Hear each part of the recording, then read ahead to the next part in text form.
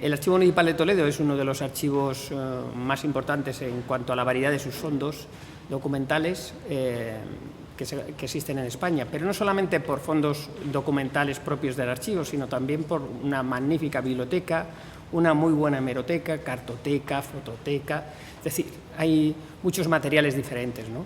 Todos los que habéis seleccionado vosotros para esa exposición virtual no están relacionados con el patrimonio documental, sino que lo son con el patrimonio bibliográfico y hemerográfico.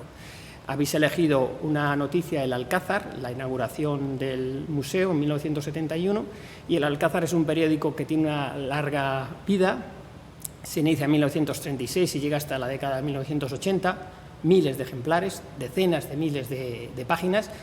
No está digitalizado, nosotros hemos digitalizado hasta el año 43 y las personas se lo pueden descargar en la web, pero este ejemplar que vais a ver o que habéis expuesto en vuestra exposición está pendiente de que se haga ese mismo tratamiento.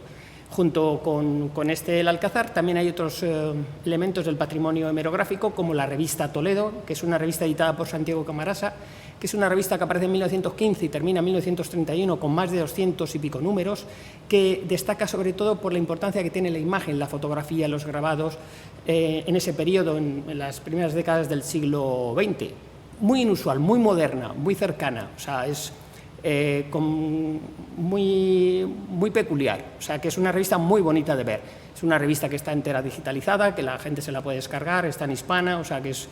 junto a esto habéis elegido también otra bien diferente, que es de una revista francesa, que es de finales del siglo XIX, en la que aparece cómo era la iglesia, la sinagoga convertida en parroquia, en iglesia. Como libros, el único que habéis elegido es el álbum artístico de Manuel de Asas. Manuel de Asas es una figura interesantísima, es un arquitecto que fue uno de los impulsores de monumentos arquitectónicos de España, y aquí es su álbum artístico.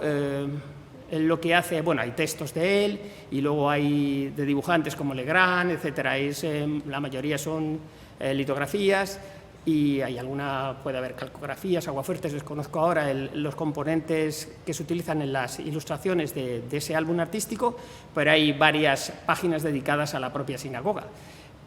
Manuel de Asas luego va a participar en la historia de los templos de España con ese primer tomo dedicado a la Catedral de Toledo, que el segundo tomo lo hace Bécquer. O sea, que es una figura de un notable interés. Dirigió el Semanario Pintoresco Español, o sea, de una larguísima trayectoria y muy interesante desde el punto de vista de difusión de obras de arte en el siglo XIX. Y bueno, habéis elegido las dos láminas de Manuel de Asas, pero aquí la colección que tiene el Ayuntamiento de Grabados es de más de 1000 grabados de la ciudad. Hay de todo tipo. Son grabados que en algunos casos son muy valiosos. Estamos hablando de ejemplares únicos. El álbum artístico, como veis, está completo. El cartel que habéis seleccionado y que tenéis en vuestra exposición virtual es un cartel de grandes dimensiones, como eran todos los que se hacían en ese periodo histórico. Los carteles de principios del siglo, en algún caso, pueden pedir más de 2 metros de largo, necesitaban varias planchas de impresión, estaban adheridos por una de las partes comunes. Las tiradas eran muy pequeñas, estamos hablando de 20, 50 ejemplares, no más. Se colocaban en las puertas de las ciudades, en las puertas de acceso. Eran carteles que además eran programas, es decir, eran carteles que llevaban textos explicativos, porque lo que pretendían era que visualmente el ciudadano comprendiera cómo iba a ser la festividad. Es decir, acompañaban de dibujos. Imaginaros que si hay carreras de caballos, pues, o si había verbenas, pues había algún pequeño dibujo de verbena, o si era carreras de caballos, escenas de caballos. Es decir, son unos carteles muy singulares. En el cajón 5, que es este que vemos aquí, vemos que hay 7 legajos, 7 agrupaciones de documentos. La última es de las aljamas de moros y judíos. Aquí se guardaban los documentos que la ciudad daba más valor en relación con el pasado de esas minorías y su convivencia en nuestra ciudad.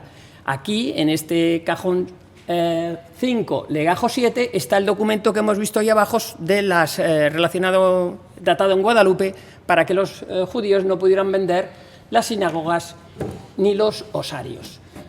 Es un documento muy singular porque es un documento de archivo. Es un documento que está datado en Guadalupe en junio de 1492 y tiene muchísima importancia para lo que es hoy la sinagoga, esa existencia como gran museo nacional, porque es un texto de los Reyes Católicos en los que determinan que no se vendan ni las sinagogas ni los osarios. porque no los consideran bienes particulares, sino que pertenecen a la corona. Eso fue lo que permitió que ese edificio, el edificio donde vosotros estáis y otras sinagogas de la ciudad, hayan pervivido en el tiempo y caractericen nuestro barrio judío. El documento, ya os digo, es único, el estado de conservación no es el mejor, pero esa singularidad ya da cuenta de ella Pilar León Tello en su libro Los judíos de Toledo, que es una obra muy clave para la historia del pasado judío desde el punto de vista documental. Ese libro, ese documento, los pide en Guadalupe, pero no es solo toledano, va dirigido a todas las ciudades que conservan sinagogas y osarios, que es otro de los elementos del patrimonio común de la aljama hebrea que dicen que no se monetarice, que no se venda. Estos son los documentos que os hemos seleccionado. Este año estamos haciendo, es el 60 aniversario de la creación del Museo Sefardí, pero es el 150 aniversario de que el Ayuntamiento de Toledo tiene un funcionario en su plantilla como archivero municipal. Tiene antes el Ayuntamiento un archivero que un arquitecto, para que nos hagamos una idea de la importancia que se ha dado siempre a ese patrimonio. Los documentos más antiguos que conserva la ciudad de Toledo en su archivo municipal datan de 1136. Estamos hablando de una de las 20 ciudades españolas que tienen documentos anteriores al siglo XIII.